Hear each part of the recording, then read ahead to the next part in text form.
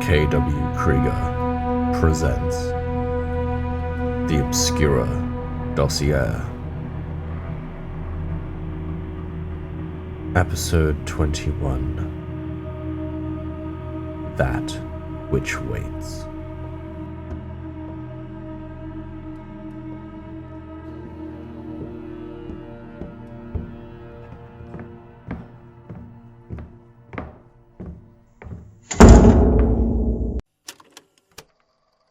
Statement of Ellis Keene regarding incidents of sleepwalking and recurring night terrors experienced at their home near Lismore, New South Wales. Statement given October 17th, 2009. Statement begins. I suppose I should start by saying that I've never really slept well. Even before all this started, I was the sort to wake 3 or 4 times a night. Sometimes for no reason at all. Sometimes because I dreamt I was falling or that someone had called my name. I used to joke that my mind just didn't know how to switch off. I live about 20 minutes out of Lismore, a small weatherboard house that used to belong to my aunt before she moved into care. It's the sort of place that feels like it's waiting for something. Long corridors, tall ceilings, that echo when you walk, and the windows that never quite shut properly. The neighbors are half a kilometre away, and after dusk the bush goes dark so fast that it just feels like someone's thrown a blanket over the world. It's quiet here. Too quiet sometimes. When the wind dies down, you can hear everything. The creak of the trees, the hum of insects, and sometimes the way the dark itself seems to breathe. I work from home. I'm a freelance graphic designer, mostly local advertising contracts. It's dull work, but it pays enough, and I liked the solitude. Or I used to. Lately, the dark doesn't feel peaceful anymore. It feels expectant. I can't explain that properly, but sometimes I catch myself pausing mid-task, just listening, convinced that if I waited long enough, I'd hear someone else breathing in the room.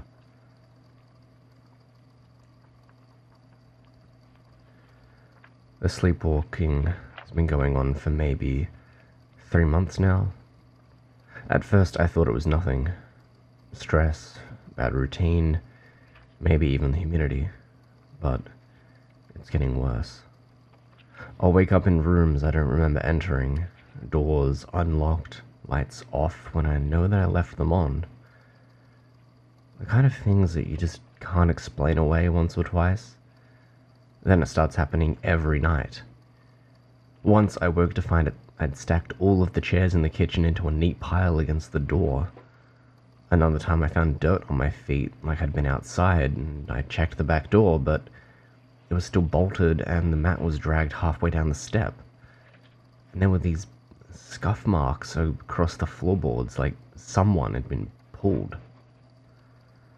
So I started keeping a journal, writing down when I went to sleep, when I woke up, any dreams I could remember. I thought if I could track it, I could control it. But reading back through the entries, some of them aren't in my handwriting, and I don't even remember writing half of what's there. I started the journal in late August. Just dates, times, short notes at first. August 29th. Bed at 12:40. Woke 3:17. Dreamt of standing outside. Ground felt soft. August 31st. Found myself in the hallway again. Lights off. Remember turning them on. Nothing dramatic really, just enough to make me feel like I was doing something about it. Then the entries started appearing on their own. The first one was September 4th. My handwriting almost, but off somehow. Like I'd be writing it in a hurry. The letters were narrow and cramped together. It was at the door again. Don't open your eyes. That was all. No context. I thought I'd written it half asleep, but the next morning the pen was still capped and the page had been torn halfway out. Like someone had changed their mind about leaving it there.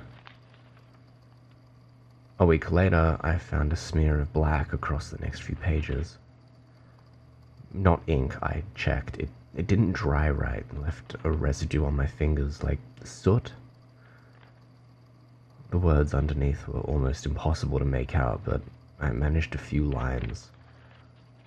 It doesn't like the light.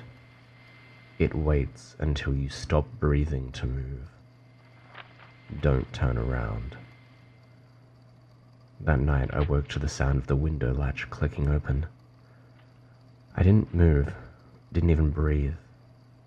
Just listened. It was the slow sound that got me. Not a quick creak, but that deliberate metal on wood scrape. Like someone easing it open 1 millimeter at a time. I told myself it was the wind, but when I finally looked, the curtains were still. No draft, and in the glass there was a reflection I couldn't quite focus on. Darker than my own. Like something standing behind me. I didn't write in the journal after that for a few days. But when I opened it again, there were new entries, pages that I swear were blank before. You left the window open. It's learning when you wake. Soon. I tore those out, burned them in the sink. The ash clung together like wet paper. And when I looked again, the pages were still there, clean, empty, just waiting. After the window, I started locking everything, doors, windows, even little latches on the cupboards. It didn't make much difference. I'd wake to find these locks turned and the curtains drawn. The air wrong, somehow heavier, like night had seeped inside. It happened again a few weeks later. I woke standing outside, barefoot in the yard. The moon was behind the clouds and the whole world looked drained. No color, just shades of grey, and a strange, thick, dark clinging to everything. The bush at the edge of the property was so still it looked painted on. But that was when I saw it. At first I thought it was just smoke. A black shape shifting just past the trees. But smoke moves a certain way. It drifts. This thing didn't. It grew, stretching out from the shadows as though they were part of it. The light from the house hit it, and instead of catching, it bent. Just gone. Swallowed into a shape that wasn't a shape. I could feel it watching me, though there were no eyes, no face. It was a hollow in the world that wanted to be seen, and the longer I looked, the more I realized it wasn't still at all. It pulsed, slow and uneven, like it was breathing. I tried to run, but the air behind me was thicker, and I could feel it pressing close. The cold weight of it resting against my back, like another body standing too near. My shadow was wrong, stretched out in front of me, even though the light came from in front of me. And then it moved. Not toward me, not away. It just shifted, like the space it filled no longer matched the world around it. I blinked and the stars came back. The air thinned and the night noises returned all at once. When I came to, I was inside again. Dirt on my hands and a bruise forming across my shoulder, like someone had grabbed me way too hard. The window was open, of course, and the journal, it was open too. It stands behind you when you dream. I stopped going outside after that. Drew the curtains, left every light on I could afford. The bulbs burned hot and the house stank of dust and electricity, but it made me feel safe for a while. The thing is, shadows don't just come from the dark, they come from light too, and after a few days I realized there were more of them. They stretched longer than they should, leaned the wrong way when I moved. When I reached for the switch, sometimes I'd see another hand in the wall's reflection. Slower, softer, a moment late. It's in the house now. I don't know when it started coming inside. It doesn't knock or creak, it just appears, thickening the air like humidity before a storm. I'll be working and suddenly the light will dim a little. Not enough to notice at first, just a shade off, and when I look up, the corner of the room seems deeper than it was. Sometimes I hear it move. Not footsteps, exactly. It's more like hearing the space between sounds shift. A small adjustment in the silence. Once I caught a sight of it in the reflection of the television. Not a figure, not even a shape. Just a fold of darkness pressed against the back wall, spreading outward as though the room itself was exhaling. I dream more now, if you can call it that. In the dreams, I'm standing in my room, but it's not really mine.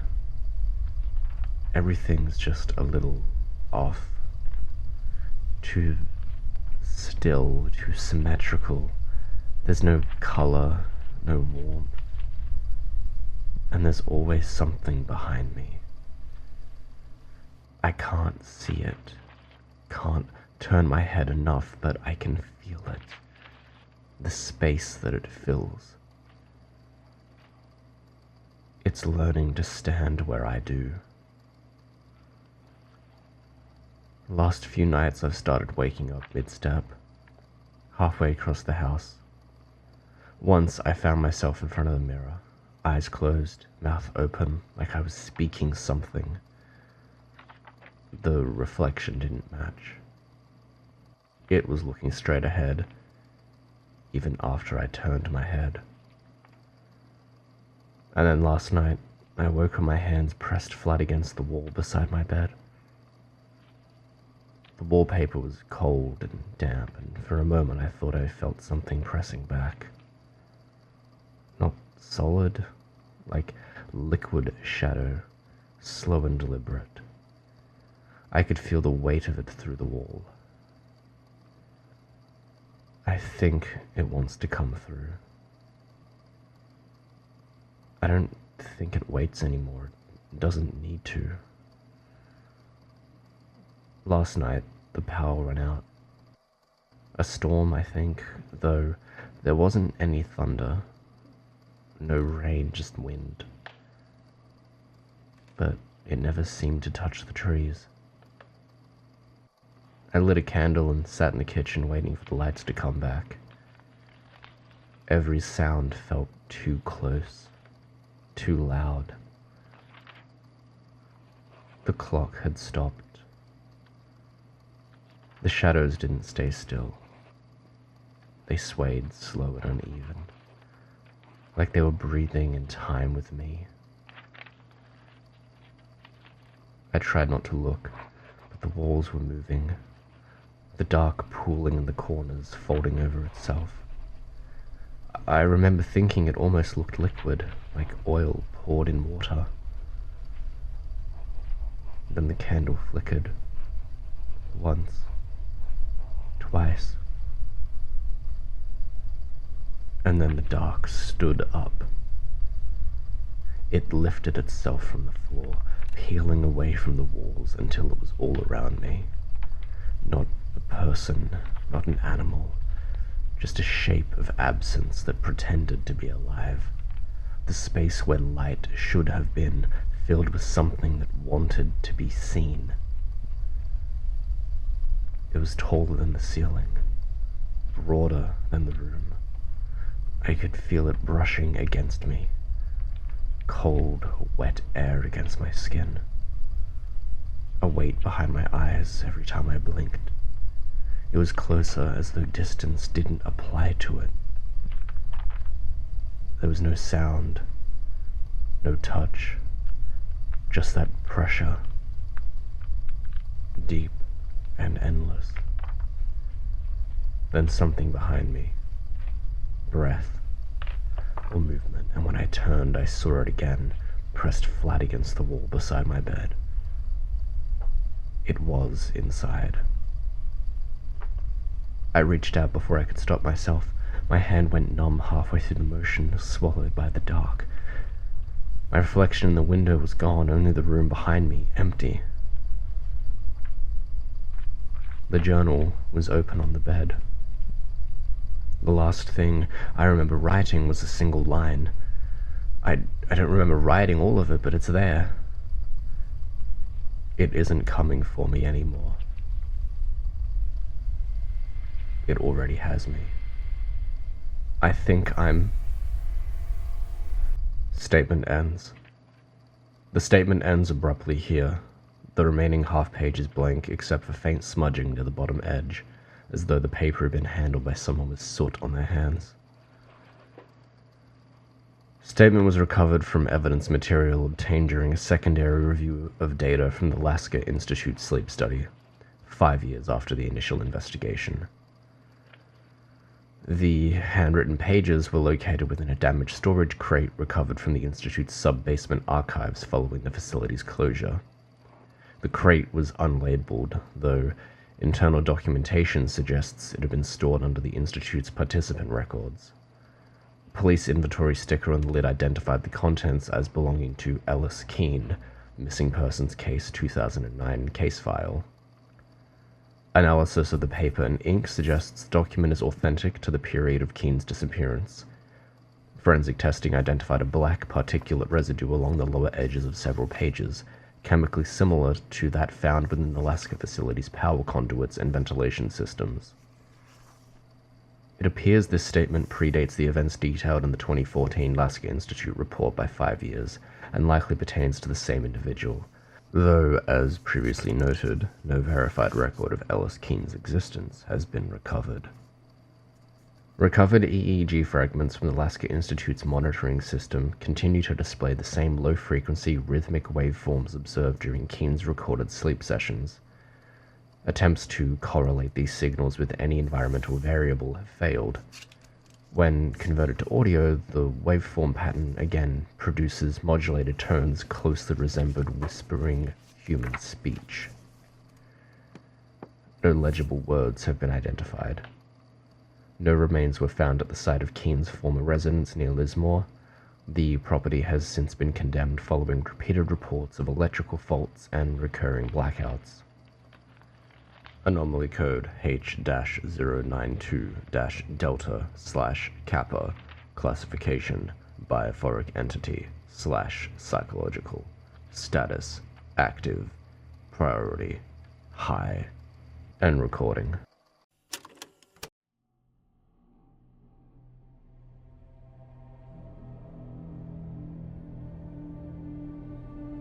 The Obscure Dossier is a podcast created by K.W. Krieger, licensed under a Creative Commons non-attribution, non-share-alike 4.0 international license. If you enjoyed today's episode, follow us on Reddit at The Obscure Dossier, like us on Facebook, and as always, thanks for listening.